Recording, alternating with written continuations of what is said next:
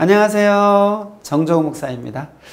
지난 시간에 이어서 무죄에 대해 이 시대의 사명자가 전하는 말씀을 연속해서 들어보겠습니다. 여러분, 사람이 모르고 살면 인생을 실패하고 망하게 됩니다. 이 무지가 얼마나 무서운 것인지 알아야 합니다. 알고 행하면 개인의 운명뿐만 아니라 민족과 전 세계 운명도 바뀔 수 있습니다. 요시야 왕은 안 해도 되는 싸움을 해서 죽었죠. 모르고 행하여 원치 않는 세계가 된 성경적인 사건들을 지금부터 들어보겠습니다. 첫 번째는 다윗 앞에 사울을 보겠습니다. 초대 이스라엘 왕으로 사울이 있습니다. 그런데 사울이 왕이 된 후로 하나님께 두 번 불순종하게 됩니다. 한 번은 전쟁을 하기 전 사무엘 선지자가 와서 제사를 드리고 전쟁을 해야 되는데 사무엘 선지자가 7일 동안 기다려도 오지 않자 사울이 제사를 드린 사건이고, 또 한 번은 아말렉을 쳐서 다 죽이라고 했는데 좋은 양들과 소들을 살리고 아각 왕을 살려서 온 것 때문에 하나님이 사울을 왕으로 세우신 것을 후회하시고 사무엘 선지자를 통해 다윗에게 기름을 부어 이스라엘 나라의 왕을 삼고자 했습니다.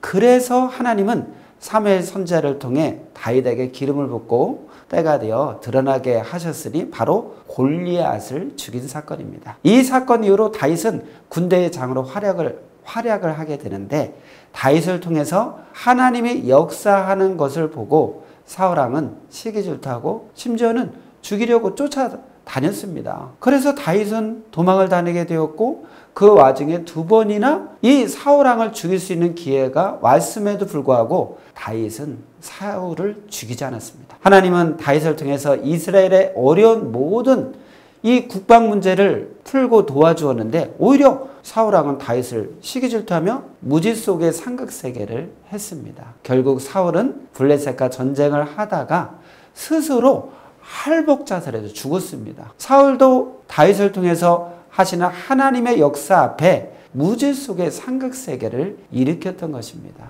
네, 두 번째, 예수님 앞에 유대인들을 보겠습니다. 예수님은 유대인들을 멸하러 온 것이 아니라 구원하러 오셨습니다. 그런데 유대인들은 몰라서 자기들을 어떻게 하는 줄 알고 예수님을 죽이기까지 했습니다. 그래서 유대인들도 죽은 격이 되었습니다. 결국 예수님 때 무지 속의 상극세계가 일어나므로 예수님을 불신한 유대인들은 신앙적으로 죽고 구원 역사에 참여하지 못하게 되었습니다. 메시아가 온 지 2000년이 되었는데 지금도 하늘을 쳐다보며 메시아가 오기를 기다리고 있습니다. 구약시대 때도 4000년을 기다렸는데 지금까지 무려 6000년이나 기다리고 있는 것입니다. 그것이 고통이 아니겠습니까? 기다리는 자는 이미 왔는데 2000년 전에 왔어도 몰랐던 것입니다.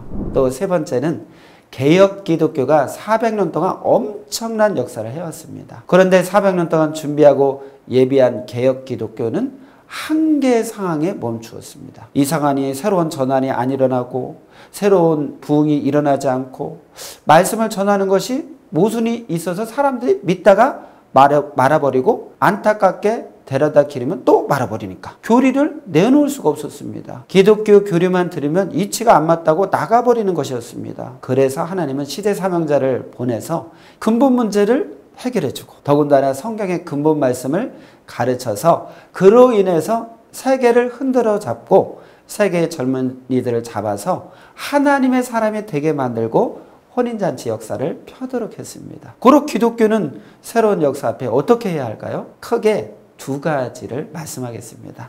마태복음 22장 2절에서 13절의 내용을 보면은 임금이 자기 아들을 위하여 혼인잔치를 베풀었습니다. 종들을 보내어서 청한 사람들을 오라고 하였더니 어떤 사람은 사업차 바빠서 가지 못한다고 하고, 어떤 사람은 돌아보지도 않고, 어떤 사람은 자기 일이 바쁘다고 일해야 된다고 하고, 다른 사람들은 종들을 잡아 능욕하고 가진 고통을 주고 죽이고 괴롭혔습니다. 임금이 이 소식을 듣고 너무 화가 나고 분노가 하늘까지 치솟아서 즉시 군대를 보내어서 종들을 살인한 자들을 멸해 죽여버리고 종들을 괴롭히고 고통을 주고 임금을 무력해 한 자들의 마을을 모두 불살라 살지도 못하게 하였습니다. 이것은 마치 혼인잔치 역사 앞에 죽은 격이 되었던 것입니다. 그리고 다시 종들을 보내어 이제 거리나 광장에 나가 아무나 임금의 아들 혼인잔치에 오도록 하라 했습니다. 그리하여 수많은 사람들을 임금의 혼인잔치에 오게 했습니다.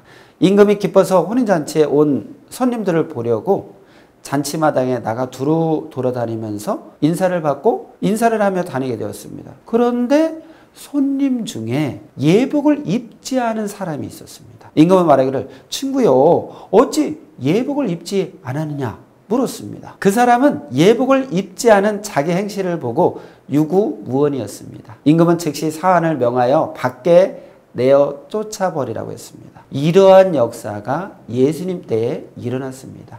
이 시대의 하나님의 혼인잔치 역사도 그러합니다.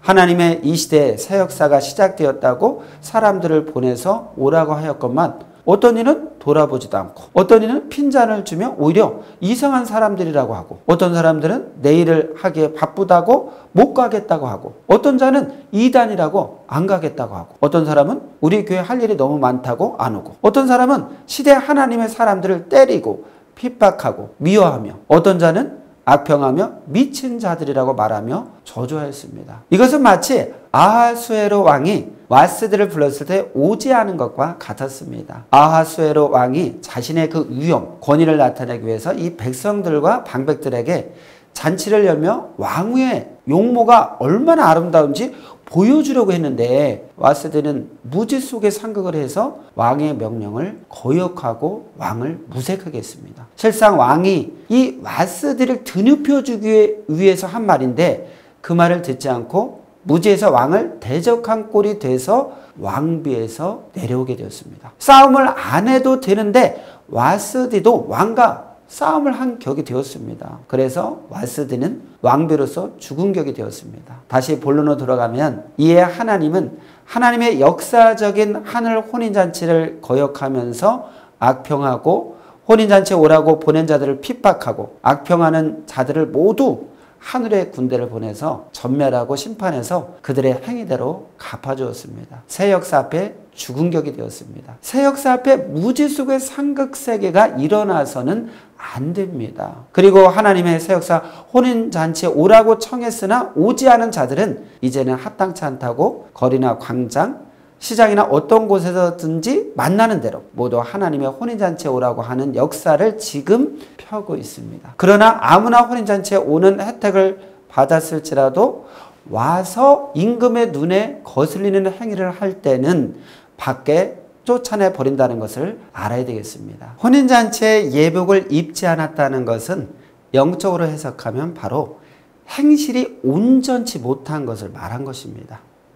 요한계시록 19장 7절에서 8절을 보면 어린 양의 혼인잔치를 위해 그 아내들에게 세마포 깨끗한 옷을 입게 하라는 말씀을 하셨습니다. 이 세마포 옷은 옳은 행실을 말합니다. 그러니 행실이 온전치 못할 때 혼인잔치에서 쫓아낸다는 말씀인 것입니다. 이제 강의 마무리합니다. 시대 사명자가 극적으로 기도하고 연단받고 배울 때 깨달은 것 중에 하나가 바로 인간의 무지였습니다. 자기는 다 안다고 하나 99%는 모르고 행하고 있었습니다. 몰라서 죽고 몰라서 사고 나고 몰라서 재산도 날리고 몰라서 더 이상 할 수 없게 해도 됩니다. 하나님을 사랑하고 좋아하고 그 정신과 생각을 가지고 살게 되면은 자기가 몰라도 하나님은 자기 것이기 때문에 알게 해주시고 어느 때는 이 환경을 틀어서 바른 길로 가게 해주십니다. 여러분 무지하면 실패합니다. 반드시 알고 행해야 됩니다. 알아보는데 시간이 걸리더라도 늦더라도 자세하고 분명하고 확실하게 알아봐야 됩니다. 말만 듣지 말고 자로 재보고 저울로 달아봐야 됩니다. 그러니 늦더라도 깊이 기도해서 하나님께 여쭤보고 확실히 알고 행해야 되겠습니다. 하나님이 이 시대는 누구를 통해 역사하시는지 꼭 알고 행해야 됩니다. 그래야 무지 속의 상극세계가 일어나지 않습니다. 그리고 혼인잔치 역사에 꼭 예복을 갖춰 입어야 됩니다. 여러분 강의 마쳤습니다. 다음 시간에 귀한 말씀으로 다시 또 뵙도록 하겠습니다. 감사합니다.